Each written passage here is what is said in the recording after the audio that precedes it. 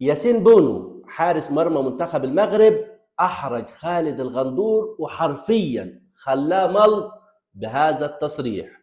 وسيد عبد الحفيظ يفاجئ امام عاشور بهذا القرار، وتصريح مستفز جدا لكل الشعب المصري من كاتب سعودي عن منتخب مصر. والله اسمك بيدل على عقليتك.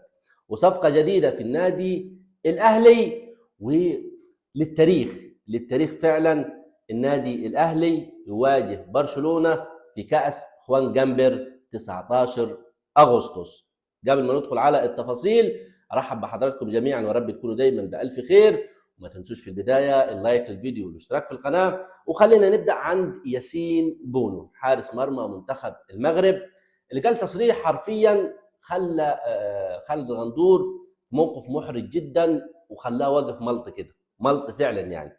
حضراتكم شفتوا طبعا خالد الغندور وطول فتره كاس تواجد المغرب في كاس العالم ومبارياتهم في كاس العالم، هو دايما بيشجع المغرب ودايما بيظهر بتيشيرت المغرب في مبارياتهم، ودايما يشيد بالامكانيات الفنيه الكبيره للحارس المغربي ياسين بونو، اللي طبعا ما حدش يقدر يختلف عليها.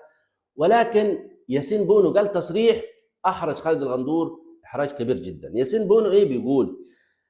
الخلاصه في تصريحه يعني قال لك انه اريد توجيه التهنئه لميسي وكذلك كافه اللاعبين والاصدقاء في منتخب الارجنتين، اتمنى لهم كل التوفيق في كاس العالم، وانه ميسي ظهر في المباراه الاخيره امام منتخب مصر بمستواه المعهود، وانه اظهر شخصيته المعروفه، وانه كاس العالم ده بنشوف نسخه مختلفه تماما لليونيل ميسي، وانه دايما لا يزال قادر على صناعه المعجزات. التصريح ده احرج خالد الغندور احراج كبير جدا، لانه بيهني منتخب الارجنتين اللي فاز على منتخب بلدك يا خالد الغندور، فاز على منتخب بلدك اللي انت دايما كنت تظهر بتيشيرت المغرب وتشيد باداء المغرب. وياسين بونو، ادي ياسين بونو بيهني منتخب الارجنتين انه فاز على منتخب بلدك. ما اعرفش والله بعد كده خالد الغندور هيطلع مثلا بعد التصريح ده هيقول ايه، هيقول هينتقد ياسين بونو ولا هيقول ايه بالظبط ما اعرفش. لكن انا اللي شايفه انه خالد الغندور بيجي مل بعد التصريح اللي قاله ياسين بونو حارس مرمى منتخب المغرب. طيب نروح لسيد عبد الحفيظ وقرار بخصوص امام عاشور. سيد عبد الحفيظ فاجأ امام عاشور بقرار تعديل عقده، تعديل عقد امام عاشور بعد التألق الكبير لامام عاشور مع منتخب مصر في كاس العالم. سيد عبد الحفيظ قرر ان هو هيعدل عقد امام عاشور. حضراتكم عارفين طبعا امام عاشور عقده مع النادي الاهلي بياخد 15 مليون جنيه في الموسم، وده يعتبر من اقل اللعيبه داخل النادي الاهلي. وانا شايف انه ده طبعا عقد بالنسبه للارقام اللي بتاخدها لعيبه النادي الاهلي لا يناسب امام عاشور تماما، دي من وجهه نظري. ولكن مع تطبيق سقف الرواتب اللي بيحاول يطبقه دلوقتي سيد عبد الحفيظ، فهيتم تعديل عقد امام عاشور ل 35 مليون جنيه، 35 مليون جنيه في الموسم الواحد، زائد 10 مليون جنيه بونص. يعني ايه بونص؟ يعني بيوقف على الحوافز وتحقيق البطولات وادائه هو الفردي ومشاركاته ومساهماته وتسجيله الاهداف والحاجات دي كلها 10 مليون جنيه. يعني البونص والعقد الثابت هيوصل عقد امام عاشور ل 45 مليون جنيه. هتقول لي دي قرار خاطئ ولا صح؟ هقول لك قرار صحيح مليار في المية.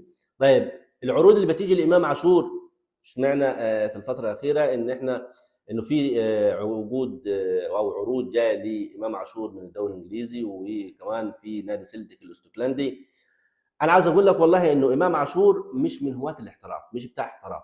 يعني اللغه طبعا عنده اللغه موضوع صعب جدا، وهو ما بيحبش اجواء اوروبا والكلام ده كله. فامام عاشور هيفضل البقاء في النادي الاهلي، ومع تعديل عقده مع النادي الاهلي انا شايف انه هيتم حسم الموضوع تماما وهيمدد عقده مع النادي الاهلي. وطالما هيمشي على نفس السقف بتاع الرواتب اللي حاطه الكابتن سيد عبد الحفيظ يبقى مفيش مشكله، وده عادي جدا، لانه سقف الرواتب زي ما قلت لحضراتكم من 25 ل 35، والبونص بيعتمد على 10% او 15% تقريبا من قيمه عقدك. يعني البونص كمان ليه اسس وليه نظام بيتحدد بيه، مش في المطلق كده وخلاص، بيتاخد حوالي 10 او 15% من قيمه عقدك، وده اللي هيحصل مع امام عاشور. طيب نروح لتصريح مستفز جدا جدا لكل الشعب المصري من كاتب كويتي، وانا اتمنى انه يكون في رد من السلطات الكويتيه على هذا الشخص. مين هذا الشخص ده؟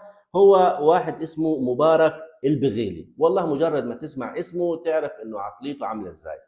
البغيلي ده كان ليه تصريح قبل كده على منتخب مصر، وردينا عليه وقلنا خلاص، وربما بعد الهجوم ده وانتقاد الشعب المصري والغضب الكبير اللي حصل عند كل المصريين، خلاص هيهمت كده ومش هيتكلم تاني. ولكن عاد مره تانيه وتصريح مستفز اكتر من الاولاني. ايه بيقول فيه هذا البغيلي؟ بيقول منتخب المغرب خرج مرفوع الراس من كاس العالم، وليس مثل منتخب الملوخيه الذي خرج يعير. يقصد طبعا منتخب مصر خرج يعني احنا منتخب الملوخيه. والله العظيم يعني، والله اسمك بيدل على شخصيتك وبيدل على عقليتك. البغيلي يعني اسم على مسمى فعلا. يعني منتخب المغرب خرج من فرنسا مهزوم 2-0، اقل شكل واداء لمنتخب المغرب من سنين، ما كانش شايف قدامه. وكل المغاربه يحمدوا ربنا ان المباراه دي خلصت 2-0. والله العظيم بتكلم بجد، اللي اتفرج على المباراه يحمدوا ربنا ان المباراه دي خلصت 2-0. المباراه دي لولا ياسين بونو تخلص 4-5 مستريح. يتقارن بخروج منتخب مصر اللي خرج قدام بطل العالم الارجنتين اللي بتملك افضل لاعب في التاريخ الميسي، وتقدمنا 2-0 وكنا نستحق ان احنا نكسب، العالم كله اتكلم على الفضيحه اللي حصلت في مباراه مصر والارجنتين، وخسرتنا 3-2 من بطل العالم وخرجنا مرفوعين الراس. يقول لك احنا خرجنا نعيط. يا راجل ده ميسي ولعيبه الارجنتين هم اللي كانوا يعيطوا بعد المباراه وكانوا يبكوا بعد المباراه، بسبب ان هم كانوا حاسين فعلا انه كان ممكن يبقوا خارج كاس العالم. احنا لا حد عيط ولا حاجه، لان احنا عارفين ان احنا خسرنا بفعل فاعل، ما خسرناش في الملعب. والله احنا لو على الملعب احنا الكسبانين وكسبانين مستريح جدا كمان. ولكن زي ما قلت لك اسمه يبين لك هو عقليته عامله ازاي، وليس على البغيلي حرج. طيب نروح لصفقه مفاجاه جدا حصلت في النادي الاهلي، ولغايه دلوقتي ما فيش حاجه حصلت، ولكن في رئيس نادي دهوك العراقي اسمه مين؟ اسمه عبد الله جلال، دي نادي رئيس نادي دهوك العراق. فجاءنا بتصريح بيقول ايه فيه؟ بيقول اللاعب العراقي بيتر كوركيس لاعبا في النادي الاهلي المصري بدايه من الموسم المقبل، صفقه تمت بشكل نهائي ورسمي. انا ما اعرفش والله حقيقه التصريح ده، لانه النادي الاهلي اللي اعلن عن الموضوع ما اعلنش انه في تفاوض اصلا عن اللاعب ولا اعلن عن ضم اللاعب. فما اعرفش والله ايه القصه بالظبط بتاعت التصريح ده، ولكن التصريح ده موجود وموجود على كل المواقع، موجود عند معظم الصفحات يعني، وده رئيس نادي فيقول لك التصريح ده. فما اعرفش حقيقه الموضوع لغايه دلوقتي، ولكن من وجهه نظري ما فيش اي اعلان من النادي الاهلي وما فيش اي صحفي قال لك انه النادي الاهلي في مفاوضات مع هذا اللاعب. ايه حقيقه التصريح ده؟ ولا هل فعلا النادي الاهلي تعاقد مع اللاعب ده؟ اللاعب ده على فكره بيلعب وينج يمين، بيلعب برجل الشمال، لاعب حريف جدا ومهاري جدا وشويت ولاعب يعني عالي جدا في الامكانيات الفنيه. وكان في على فكره انتقادات كبيره جدا لمدرب العراق ان هو ما دمهوش في قائمه منتخب العراق في كاس العالم، ولكن لغايه دلوقتي ما فيش اي اعلان من النادي الاهلي. ازاي مثلا رئيس نادي يعلن انتقال لاعبه للنادي الاهلي وما يكونش في اي اعلان من النادي الاهلي؟ هنشوف حقيقه الموضوع ده ان كان حقيقي فعلا او لا. في بعض الاخبار بتقول انه لا، هو قال نادي مصري ما قالش النادي الاهلي، وانه النادي المصري ده هو نادي سيراميكا. لغايه دلوقتي ما حدش بيقدر يعني يجاوبك اجابه واضحه وصريحه في حقيقه الموضوع ده. خلصت حلقتنا النهارده ان شاء الله باذن الله. في النهايه قبل ما اقول لك نهايه الفيديو يعني، قلت لك في البدايه انه النادي الاهلي للتاريخ. ايه هو التاريخ اللي هيحصل للنادي الاهلي؟ يعني انه النادي الاهلي هو اللي هيواجه فريق برشلونه في كاس خوان جامبر يوم 19 اغسطس. لو تفتكروا انا من اوائل الناس اللي قلت لك انه النادي الاهلي من المرشحين انه يواجه النادي الاهلي في المباراه الوديه دي، المباراه اللي بيعملها كل سنه نادي برشلونه قبل بدايه الموسم. خلاص بشكل رسمي النادي الاهلي هو اللي هيواجه برشلونه في كاس خوان جامبر. كل التوفيق ان شاء الله للنادي الاهلي مع حسين عموته، والف حمد لله على السلامه للاعبي منتخب مصر اللي شرفونا ورفعوا راسنا قدام العالم كله. خلصت حلقتنا النهارده، بكره ان شاء الله اشوفكم بالف خير. سلام.